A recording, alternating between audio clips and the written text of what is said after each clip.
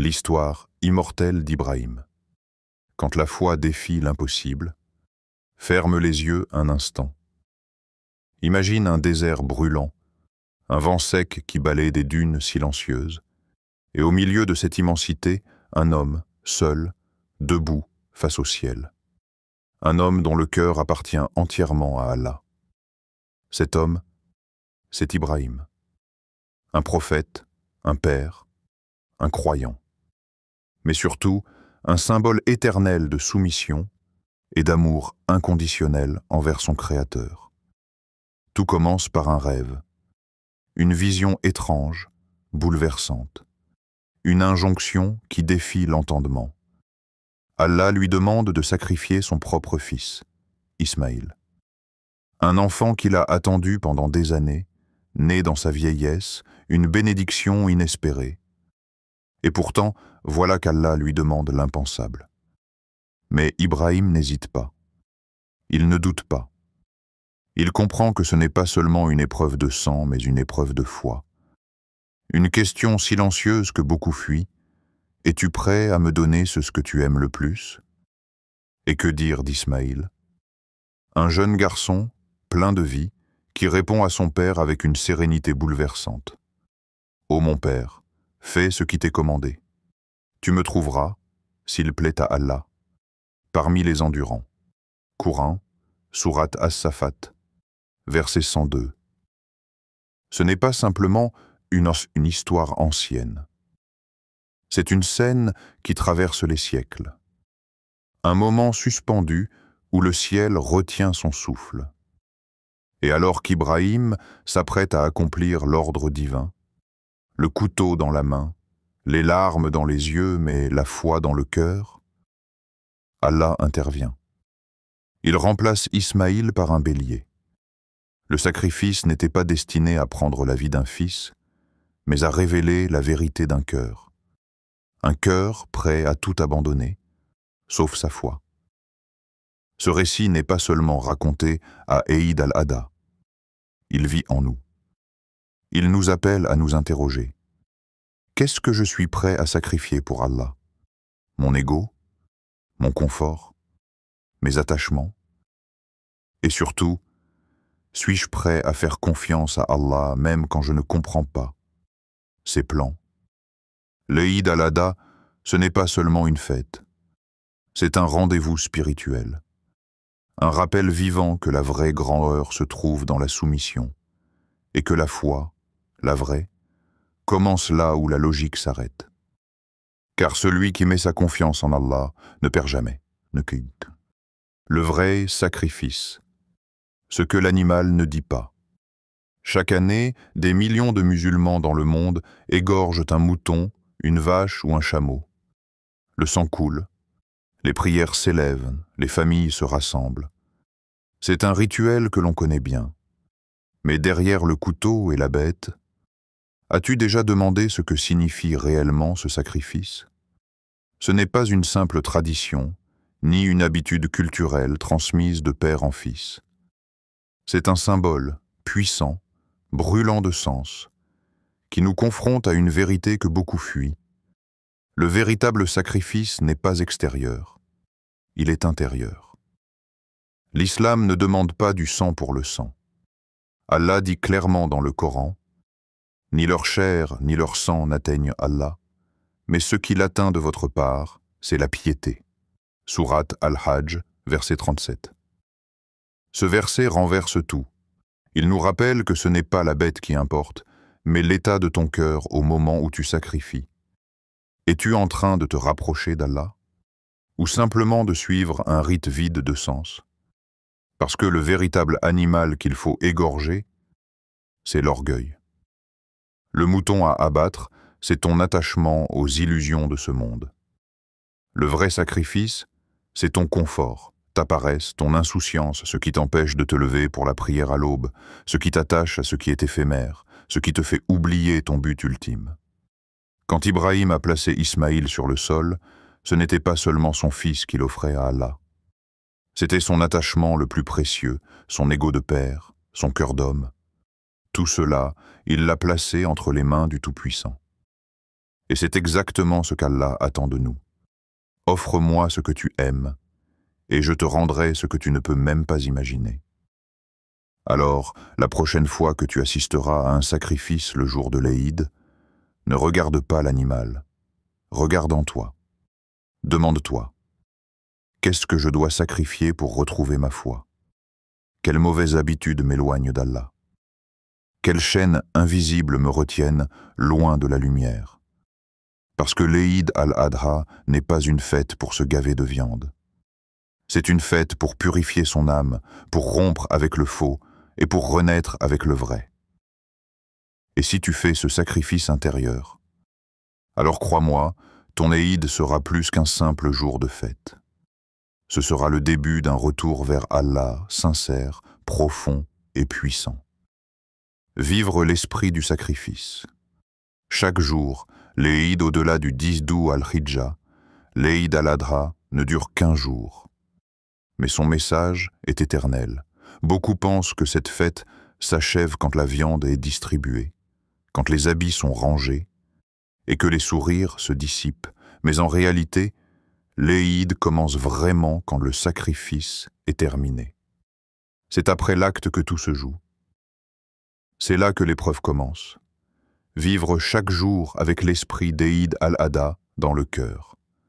Parce que ce qu'Ibrahim nous a transmis, ce n'est pas seulement une histoire, c'est une manière de vivre. Une façon de marcher dans ce monde sans s'y attacher. Une façon d'aimer, de construire, de rêver, tout en gardant une main libre, prête à tout rendre à Allah, si tel est son décret. Alors comment vivre cet esprit au quotidien? Ce n'est pas compliqué, mais c'est profond. Chaque fois que tu luttes pour obéir à Allah malgré la facilité du péché, tu sacrifies ton confort pour sa satisfaction. Chaque fois que tu t'éloignes d'une mauvaise fréquentation pour préserver ta foi, tu sacrifies une relation pour ton salut. Chaque fois que tu pardonnes à quelqu'un qui t'a blessé, tu sacrifies ton ego pour la paix intérieure. Chaque fois que tu te lèves pour la prière de Fajr alors que ton corps veut dormir, tu sacrifies le repos pour la proximité d'Allah. C'est cela, vivre l'esprit de l'Eïd. C'est transformer chaque petite lutte en un acte de foi. C'est faire de sa vie un terrain de sacrifice permanent, non dans la douleur, mais dans l'amour. Et tu sais ce qu'Allah promet à ceux qui vivent ainsi? La récompense d'Ibrahim. Une descendance bénie, une élévation spirituelle, une sérénité qui ne vient ni de l'argent ni du succès. Une lumière dans le cœur que rien ne peut éteindre.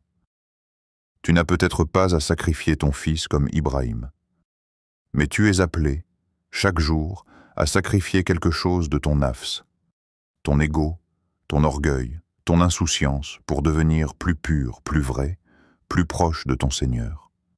Et c'est cela, le vrai sens de l'Eïd. Ce n'est pas un événement. C'est une renaissance spirituelle. Alors à toi qui lis ces mots, ne laisse pas l'esprit de l'Eïd mourir le lendemain. Garde-le vivant dans tes gestes, dans tes choix, dans tes silences. Que chaque jour devienne un petit Eïd, un petit acte de sacrifice et un grand pas vers Allah. Les erreurs à éviter le jour de l'Eïd. Ne perde pas ton rendez-vous avec Allah. Le jour de l'Eïd est une bénédiction, un moment d'amour, de partage, de spiritualité. Mais soyons honnêtes, beaucoup passent à côté de cette lumière, non pas par malveillance, mais par négligence. Et si tu veux que ton Eïd al-Adha ne soit pas juste un jour de viande et de photos, mais un vrai tournant spirituel, alors il y a certaines erreurs à éviter. Voici les plus fréquentes, et comment les transformer en opportunités de foi. 1. Se lever tard et rater la prière de l'Eïd le matin de l'Eïd. Certains dorment comme si c'était un jour banal. Mais ce n'est pas un dimanche ordinaire. C'est un matin sacré, un moment où les cieux s'ouvrent pour accueillir les cœurs éveillés. Fais l'effort de te lever tôt, fais tes ablutions avec amour, mets tes plus beaux vêtements. Ressens dans ton cœur que tu vas à la rencontre de ton Seigneur, comme un serviteur humble qui vient lui dire « Me voici, Ya Allah ». 2. Être distrait pendant le sacrifice. Beaucoup assistent à l'abattage de l'animal comme on regarde un spectacle. On filme, on rit, on poste sur les réseaux. Mais où est la spiritualité dans tout ça? Le sacrifice n'est pas une scène à partager. C'est un acte de foi, une invocation silencieuse. Lorsque le couteau tranche, rappelle-toi que c'est ton ego, tes péchés, tes attachements que tu veux voir disparaître. Reste concentré. Fais le takbir. Dis Bismillah. Sois présent. 3. Oubliez les plus démunis. Certains font le sacrifice, gardent la viande pour eux et oublient les pauvres. Mais l'un des fondements de l'Oïd, c'est le partage. Le prophète nous a enseigné de diviser la viande en 3 parties. Une pour la famille, une pour les amis et une pour les nécessiteux. Cherche autour de toi. Il y a sûrement une famille discrète qui n'a pas les moyens de sacrifier. Offrez-leur de la viande, un repas, un sourire. Tu ne sais pas, ce geste pourrait sauver leur foi et élever la tienne. 4. Faire de l'Eïd une fête mondaine. Parfois, l'Eïd devient une journée de consommation, de selfie, de comparaison, au lieu d'être un moment de connexion spirituelle. N'oublie pas pourquoi tu es là. Lis le Coran, fais des invocations. Rappelle à tes enfants la signification de ce jour. Créez une ambiance de lumière, pas juste de festivité.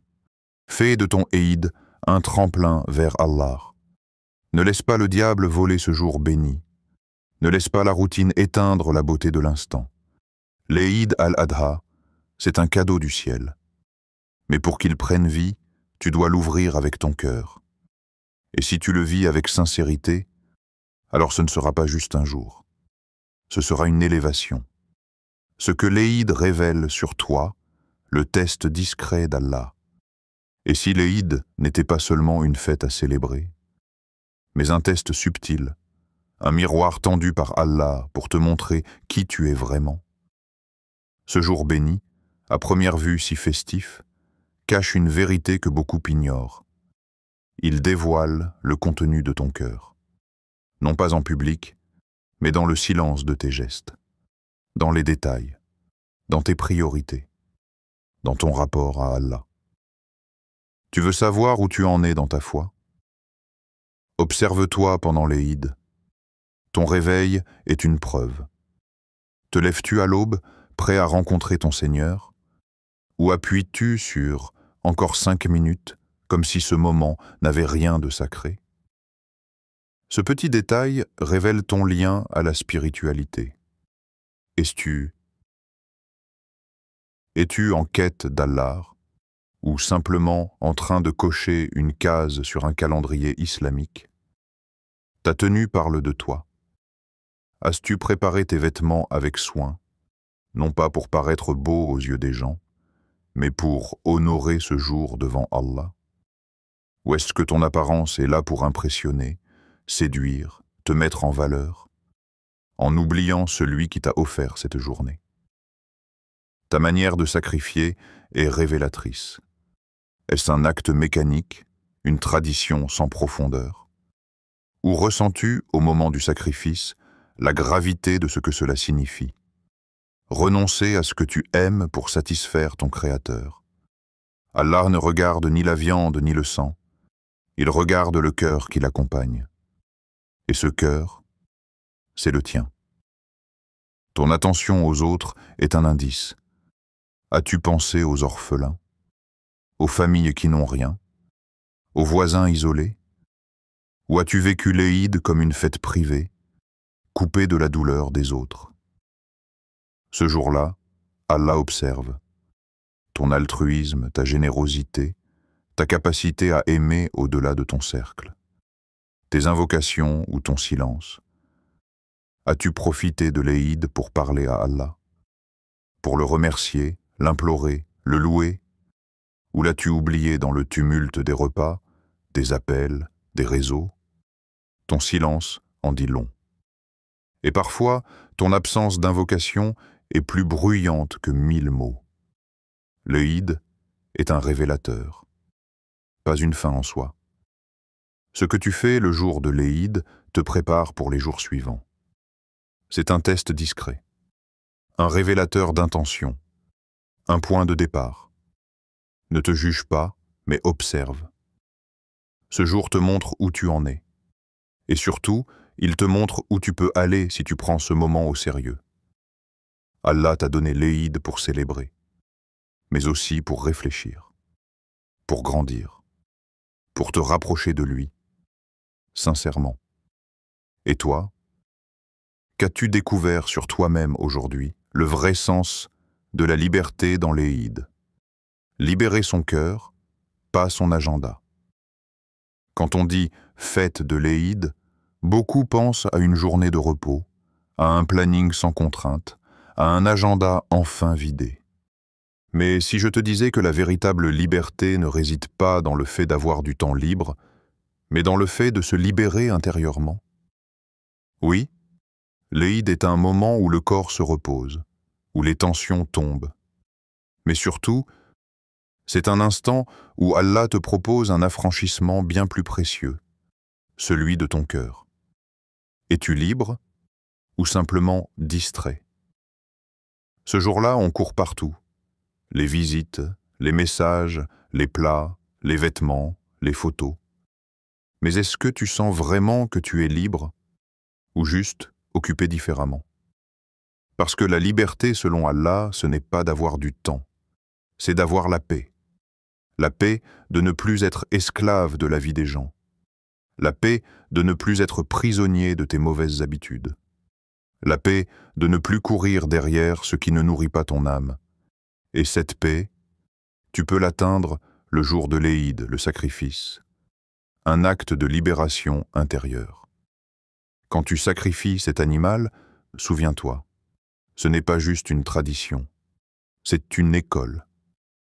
Tu es en train d'apprendre à sacrifier tout ce qui t'empêche d'être libre.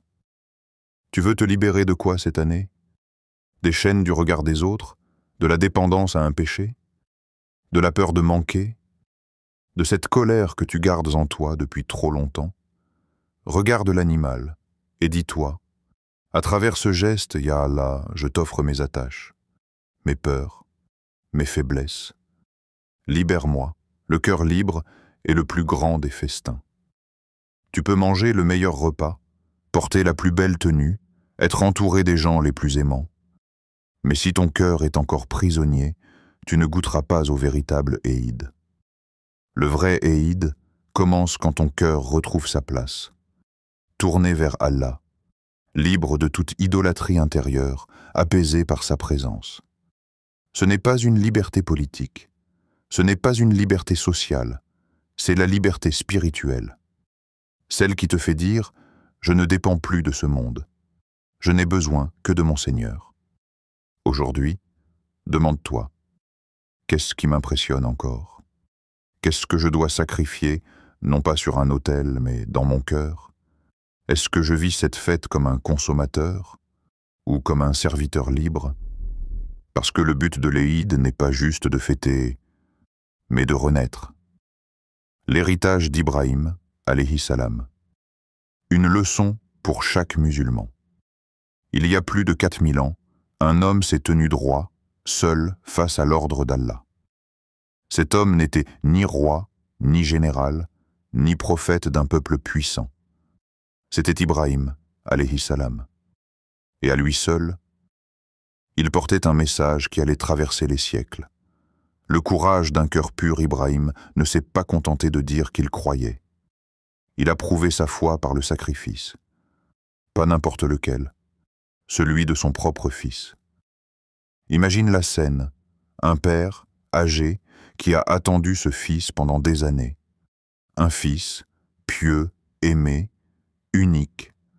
Et Allah demande, sacrifie-le. C'est l'épreuve ultime. Pas seulement d'obéissance, mais d'amour. Ibrahim aimait son fils, plus qu'Allah? Non.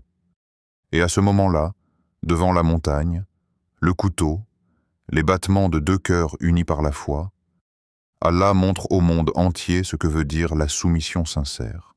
L'épreuve révélée, l'histoire gravée. À travers cette scène, Allah ne voulait pas la mort d'un enfant. Il voulait la vie d'un message. Et ce message est toujours là, à chaque Eid, à chaque prière, à chaque sacrifice. C'est un rappel que la foi vraie, ce n'est pas de réciter, c'est d'agir. C'est de remettre à Allah ce que tu crois être à toi. Ibrahim a légué un héritage qu'aucune dynastie n'a pu effacer. Et cet héritage, aujourd'hui, c'est toi qui dois le porter. La torche est entre tes mains quand tu te tiens en prière à l'Oïd. Souviens-toi que tu es l'enfant spirituel d'Ibrahim. Quand tu élèves ton regard vers le ciel en invoquant, tu fais partie d'une chaîne ininterrompue de croyants qui ont placé Allah au sommet de leur vie. Et maintenant, c'est à toi de choisir. Vas-tu juste fêter ou vas-tu marcher dans ses pas? Vas-tu juste porter des habits blancs ou vas-tu purifier ton cœur? Vas-tu juste dire « Allahu Akbar » ou vas-tu vivre comme si Allah était vraiment plus grand que tout? Ton Eid peut changer ta vie.